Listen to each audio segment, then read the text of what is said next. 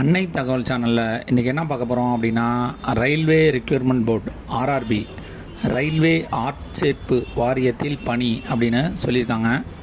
Employment type என்ன சொல்லியிருக்காங்க அப்படின்னா, ரெகுலர் பேசிஸ். மொத்தம் எத்தனை போஸ்டிங் கால்ஃபர் பண்ணியிருக்காங்க அப்படின்னா 368 செக்ஷன் கண்ட்ரோலர் போஸ்டிங் அப்படின்னு சொல்லியிருக்காங்க. எஜுகேஷ்னல் குவாலிஃபிகேஷன் என்ன எதிர்பார்க்குறாங்க அப்படின்னா, எனி டிகிரி முடித்தவங்க இதுக்கு விண்ணப்பிக்கலாம் அப்படின்னு சொல்லியிருக்காங்க.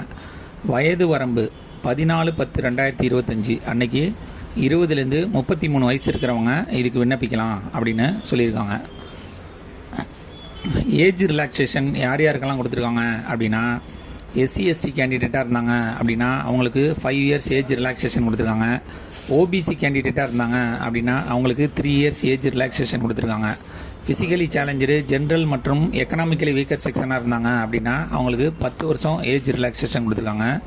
ஃபிசிக்கலி சேலஞ்சு SC/ST கேண்டிடேட்டாக இருந்தாங்க அப்படின்னா அவங்களுக்கு 15 வருஷம் ஏஜ் ரிலாக்ஸேஷன் கொடுத்துருக்காங்க. ஃபிசிக்கலி சேலஞ்சு ஓபிசி கேண்டிடேட்டாக இருந்தாங்க அப்படின்னா 13 வருஷம் ஏஜ் ரிலாக்ஸேஷன் கொடுத்துருக்கோம் அப்படின்னு சொல்லியிருக்காங்க. கடைசியாக எக்ஸ் சர்வீஸ்மேன் கேண்டிடேட்டாக இருந்தாங்க அப்படின்னா ஆஸ் பர் கவர்மெண்ட் பாலிசி பிரகாரம் ஏஜ் ரிலாக்ஸேஷன் கொடுப்போம் அப்படின்னு சொல்லியிருக்காங்க. சேலரி எவ்வளோ அப்படின்னா பர் மந்த்து 35,400 லெவல் 6 பிரகாரம் கொடுக்குறோம் அப்படின்னு சொல்லியிருக்காங்க. மெத்தட் ஆஃப் செலெக்ஷன் எப்படி தேர்ந்தெடுக்கிறாங்க அப்படின்னா, ஆன்லைன் மூலியமாக விண்ணப்பிக்கிறவங்களுக்கு ஃபஸ்ட்டு கம்ப்யூட்டர் பேஸ்டு டெஸ்ட் வைக்கிறாங்க. இந்த கம்ப்யூட்டர் பேஸ்டு டெஸ்ட்டில் பாஸ் பண்ணாங்க அப்படின்னா அவங்களுக்கு மெடிக்கல் எக்ஸாமினேஷன் மற்றும் சர்டிஃபிகேட் வெரிஃபிகேஷன் டாக்குமெண்ட் வெரிஃபிகேஷன் மூலமா தேர்ந்தெடுப்போம் அப்படின்னு சொல்லியிருக்காங்க. ஆன்லைன் மூலயமா விண்ணப்பிக்கிறப்ப எக்ஸாமினேஷன் ஃபீஸு எவ்வளோ சார்ஜ் பண்ணுறாங்க அப்படின்னா, ஜென்ரல் மற்றும் ஓபிசி கேண்டிடேட்டாக இருந்தாங்க அப்படின்னா அவங்களுக்கு 500 ருபீஸ் சார்ஜ் பண்ணுறாங்க ஆன்லைன் எக்ஸாமினேஷன் ஃபீஸு. அதில் நீங்கள் கம்ப்யூட்டர் பேஸ்டு டெஸ்ட்டில் தேர்ச்சி பெறலை அப்படின்னா 400 ருபீஸ் ரீஃபண்ட் பண்ணுறோம் அப்படின்னு சொல்லியிருக்காங்க.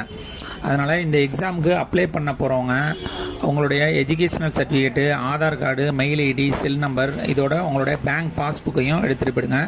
அதில் பேங்க் பாஸ்புக் டீட்டெயில் கேட்பாங்க. அதுவே SC/ST X serviceman, physically challenge பெண்கள் மற்றும் டிரான்ஜெண்டராக இருந்தீங்க அப்படின்னா உங்களுக்கு ஆன்லைன் எக்ஸாமினேஷன் ஃபீஸுங்கிறது 250 ரூபா அப்படின்னு சொல்லியிருக்காங்க.